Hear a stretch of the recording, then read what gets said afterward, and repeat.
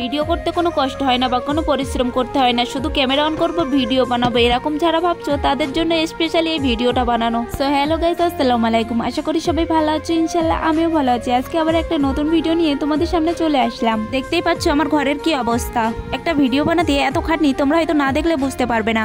গরিবদের যা হয় আর কি। আমার এই ছোট্ট কুড়াই ঘরের মধ্যে আমার সবকিছুই করতে হয়। আমার তো গ্যাসে রান্না, তো এই জন্য এই ঘরের মধ্যেই গ্যাসে রান্না, খাওয়া, সবকিছু, থাকা, ঘুমানো বা ভিডিও শুট করা সবকিছু এই ঘরের মধ্যে করতে হয়। ভিডিও বানাতে খুবই কষ্ট হয়ে যায়, তবুও তোমাদের জন্য কষ্ট করে ভিডিও বানাই। তোমরা যদি না দেখো তাহলে আমাদের মনে কেমন হয় বলো তো। তোমাদের ভাইয়া যে 3 পিসটা আমাকে দিয়েছিল, সেই 3 পিসটা ভিডিও বানাতে আমার যে কতটা খাটনি হয়ে গেছে সেটা আজকে তোমাদের সঙ্গে শেয়ার করব। আজকে সকাল সকাল ঘুমের থেকে উঠে আমি ভিডিও বানানোর জন্য আমি খাটের উপরে প্রথমে নতুন বেডশিটটা বিছিয়ে নিয়েছিলাম। তারপরে সব জিনিসপত্রগুলো এক সাইডে ফেলে দিয়ে আমি পার্সেলটার ওপেন বক্স করার ভিডিও করে নিয়েছিলাম। কারণ আমার ছোট্ট মেয়েটা জ্বালাতন করে খুবই, তাই এখন খেলা করছিল, সেই বুঝে আমি ভিডিওটা তাড়াতাড়ি করে নিয়েছি। তারপরে ও খেলা করছে দেখে আমি ঘর বাড়িগুলো গোছানো শুরু করে দিয়েছি। প্রথমে আমি খাটের উপর নতুন বেডশিটটা তুলে নিয়ে পুরানো বেডশিটটা দিয়ে দিলাম, কারণ এখানে আমি সবসময় ব্যবহার করি, ওই জন্য নতুন বেডশিটটা কুটুম আসলে ব্যবহার করি, আর না তো তুলে রাখি। আর ভিডিও বানানোর সময় আমি বেডশিটটা বিছিয়েছিলাম তাই তুলে রেখেছি।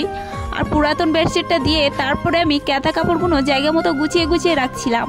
সংসার ছোট হোক বড় হোক সবারই পরিমাণ মতো কাজ থাকে, আর সেই সব কাজ গোছানোর পরে তারপরে ভিডিও বানাতে হয়। আর তার সাথে যদি একটা সাইড ব্যাগ থাকে তাহলে তো আরো প্রবলেমে পড়তে হয়। সাইড ব্যাগ মানে বুঝতেই পারছো, সাথে একটা যদি বাচ্চা থাকে তাহলে আরো প্রবলেমে পড়ি ভিডিও করতে গেলে। আমার মেয়ের জন্য তো আমি ভিডিও করতেই পারি না। আমার মেয়ে যদি আমার কাছে একটু ফোন দেখেছে তো সাথে সাথে আমার ফোনটা আমার কাছ থেকে নিয়ে নেবে, তাহলে কিভাবে ভিডিও করব বলো। আমার মেয়ে ঘুমানোর পরে তারপরে আমি ভিডিও এডিটিং করে ভয়েস লাগাই, সব কিছু করতে পারি। আমার মেয়ে যতক্ষণ জেগে থাকে আমি ভিডিও করতে পারি না। এখন কেন করছি, কিভাবে করছি, এখনো বাইরে ধুলো মাখার ব্যস্তই আছে, তাই জন্য আমি ভিডিওটা করতে পারছি। ও যতক্ষণ বাইরে কাদা ধুলো মাখতে দেবে ও ততক্ষণ বাইরে খেলা করবে, আর যতক্ষণ না ভালোভাবে খেলা করতে বলবো একদমই ভালোভাবে খেলা করবে না। সবসময় কাদা ধুলো মাখতে চাই আর আমি মাখতে দেই না, এই হচ্ছে বড় প্রবলেম। আজকে ভিডিও বানাবো বলে ওকে বললাম যে তোরা আজকে মন খুলে তুই আজকে কাদা ধুলো মাখ, আমি কোনো কিছুই বলবো না। আমি শুধু মাঝে মাঝে ওকে দেখছিলাম যে ও কি করছে।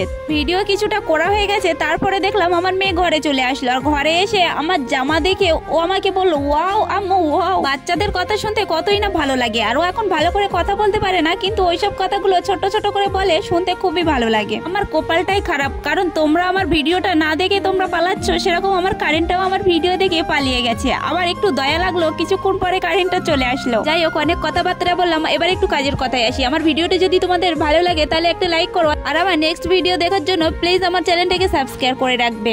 আজকে এই পর্যন্ত, টাটা, বাই বাই।